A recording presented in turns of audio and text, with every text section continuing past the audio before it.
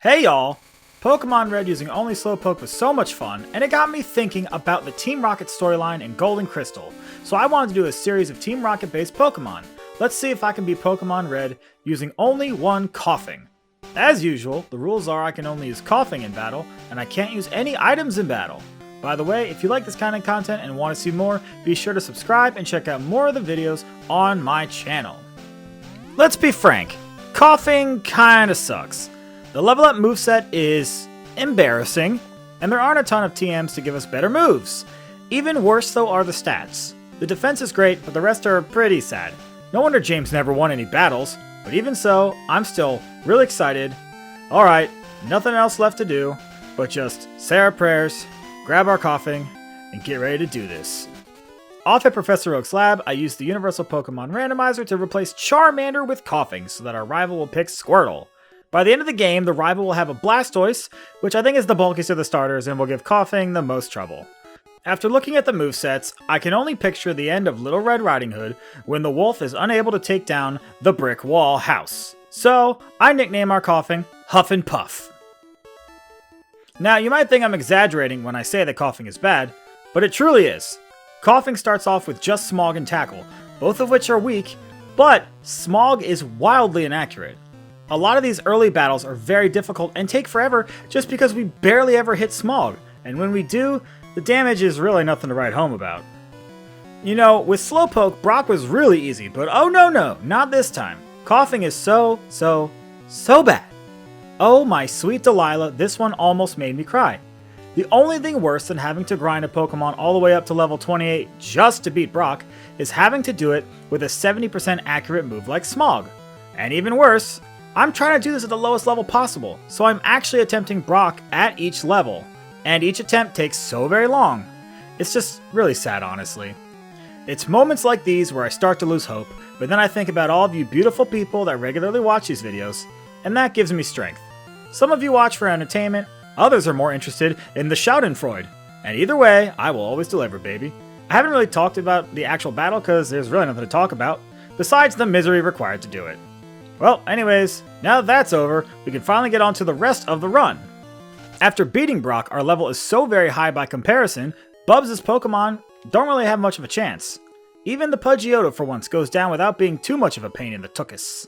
I'm finally starting to breathe a sigh of relief, even though our moveset is, well, still hot garbage, and Koffing routinely gets knocked out by random trainers because it continuously misses Smog. Seriously, why is this move so bad? I tried battling Misty many times with just Tackle and Smog, but Koffing got continuously wrecked. That is, until I taught Koffing Bide. Not only does Bide do huge damage to Misty's Pokemon, because she does so much damage to us, but Bide doesn't miss in this game.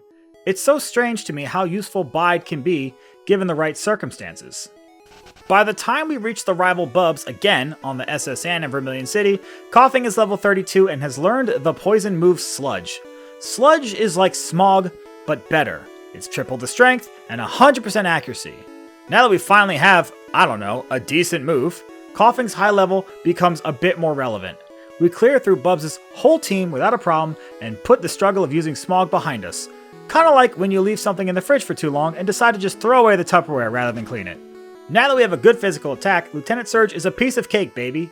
A sludge cake. Ew, that's kinda nasty. Well, his Pokemon all have low physical defense, and we're high enough that they don't really pose a threat. Thunderbolt would do a lot of damage, but Surge spams X speeds and growls instead of, you know, a good move. No wonder you lost the war, my dude. Next up, I go to the Pokemon Tower in Lavender Town, and it's rival Bubs once again. I took the TM for Thunderbolt we got from beating Lieutenant Surge and taught it straight to Koffing. That's right, Koffing can learn Thunderbolt. Nifty, huh? With Sludge and Thunderbolt, Koffing one-hit KOs almost all of Bubs' Pokemon. No wait, he does one-hit KO all of his Pokemon. Wow, we've gone from boom to bust with just 2 simple moves. After that, I head straight for the Celadon City Gym to take on the leader Erica. You would think that a grass-type gym would be a piece of cake for a poison-type like Koffing, but that was certainly not the case here. I had to try this one many times, because Koffing would get trapped by Victory Bell's Wrap and knocked out before we could even do anything. Eventually, I do win, but I had to use Smokescreen to make Wrap miss enough for Koffing to actually get a chance to attack. And you're only seeing the winning battle, you're not seeing all the other ones I had to try. And yeah, we win, but also Koffing is much higher leveled, so it's not really a fair comparison. Also, I haven't mentioned this yet, but just because we beat Brock doesn't mean that rock types aren't still a huge problem for Koffing. You can see this when we take on Giovanni in the Game Corner hideout. Sludge does next to nothing to Onyx and Rhyhorn. And Onyx, locking itself into Rage, makes attacking it dozens of times with a weak move a very dangerous prospect. So we have to smokescreen to make Rage miss, and then sludge it until eventually it goes down, hoping not to get hit too many times with Rage. Bide makes quick enough work on Rhyhorn, but that leaves little HP for Kangaskhan. We win this one, but holy crap, it took so long, even longer than it took to beat Erica. My goodness. And at this point, we're kinda stuck. The opponent's levels have finally caught up to ours, and it's really hard to win battles anymore. I tried the rival in Silphco, but got destroyed by Alakazam, so eventually I gave that up, and we tried to cheese a win out of Koga. I have to try this one, you guessed it, a bajillion times, and there's no real strategy to speak of. I spam Thunderbolt and hope to get to the Weezing with enough HP left to survive a self-destruct. That's it, there's really nothing else to talk about. Well, there's nothing left to do but take on Bubs in the Silph Company building, and I had to get to level 47 to be able to win this one. And we won mostly because Alakazam has low enough defense for Sludge to 1 a KO, and it was also kind enough to go for Psybeam instead of Psychic. I don't like battles where our only way to win besides leveling up is to rely on the opponent to make bad decisions, but then again this whole series is probably a bad decision, so I guess it fits the bill. Giovanni afterwards is even worse than last time. His Pokemon are better, do more damage, and our moves are the same as they were before, and this crap is not getting any easier. Surprisingly, the worst offender here is the Nidoqueen. There's no way to take it out with Bide before getting knocked out ourselves, and it's not affected by Thunderbolt. So we just have to try and avoid its attacks with Smokescreen, like before, and then slap some Sludges over and over. My goodness, you know a Pokemon is bad when Giovanni suddenly becomes the benchmark for difficulty. No wonder Jesse and James never got anything done, and quite honestly, I'm impressed with Giovanni's level of patience. He's a very merciful guy. Now it's time for the easiest gym, Blaine and his Fire-type chumps. Well, it's only easy because of the badge boost mechanics in this game. I use Mimic to copy Agility on Blaine's Growlithe, which will not only boost our speed, but each time our stats are modified, all of our badge boosts are reapplied. So with our attack stat badge boosted from Agility, Sludge is able to do some pretty big damage. This strategy is incredibly consistent because Growlithe will only use Agility because it's a Psychic type move and it thinks it's super effective against the Poison type Koffing. And this battle with Blaine is a perfect segue into the battle with Sabrina. Her Psychic type Pokemon are really strong and do massive super effective damage to Koffing, so the only way we're going to win this is by using Badge Boost, but that's easier said than done. We have to knock out Kadabra ASAP, because it always takes out most of our health with a Psychic type move. Then we use Mimic to copy Barrier on Mr. Mime, and this is key. We'll be using Barrier to badge boost our stats, and we need the extra attack speed and special in order to win. We also need Mr. Mime to spam Barrier and Light Screen instead of Confusion. It also is kind of important that Alakazam wastes its move on something like Psywave.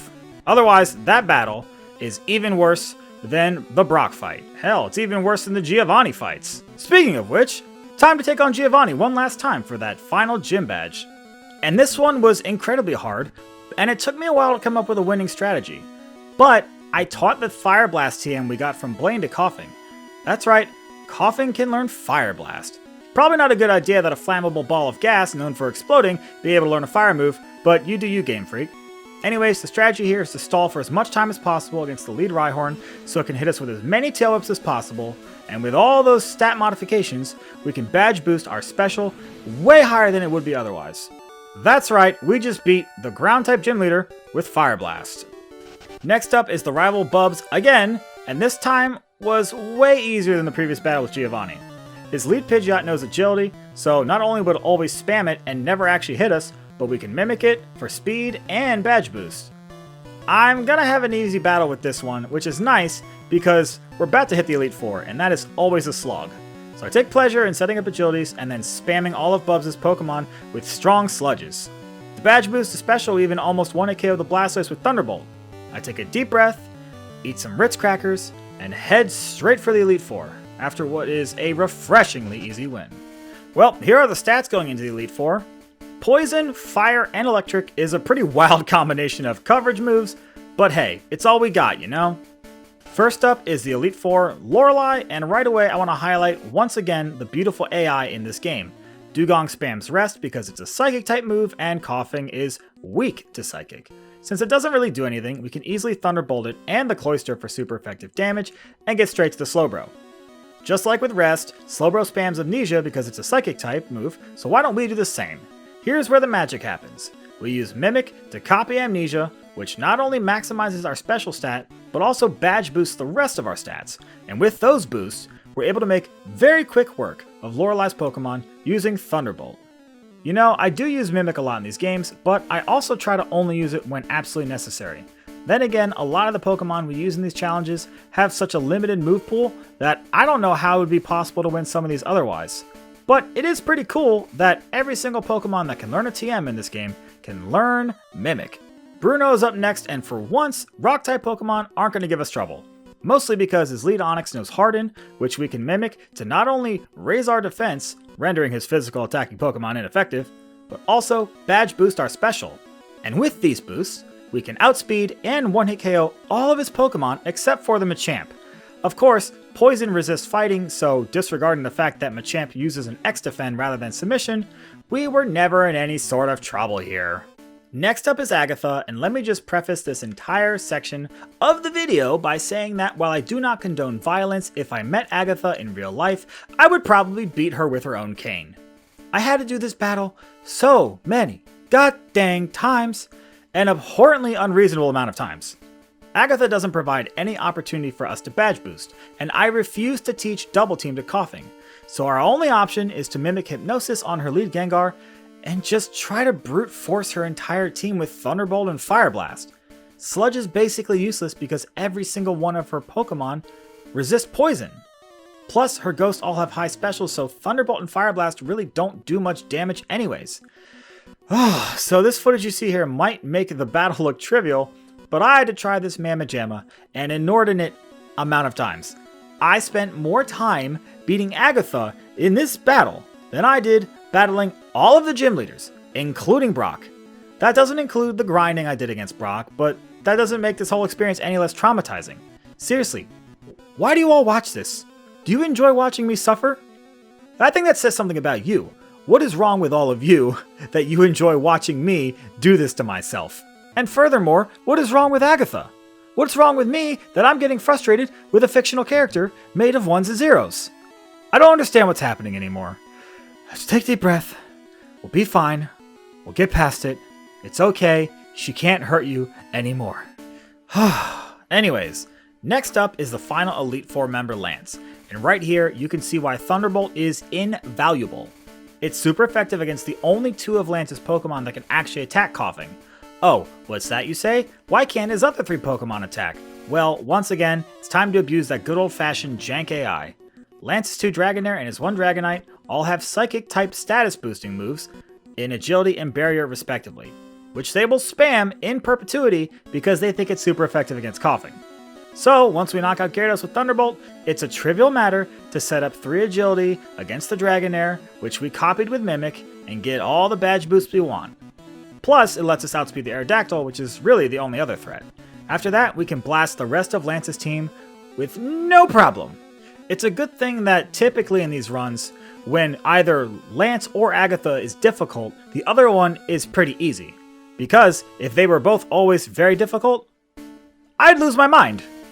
Finally though, it's time to take on the champion, our rival Bubs, so use a rare candy to reset our experience and a max elixir to restore all of our PP.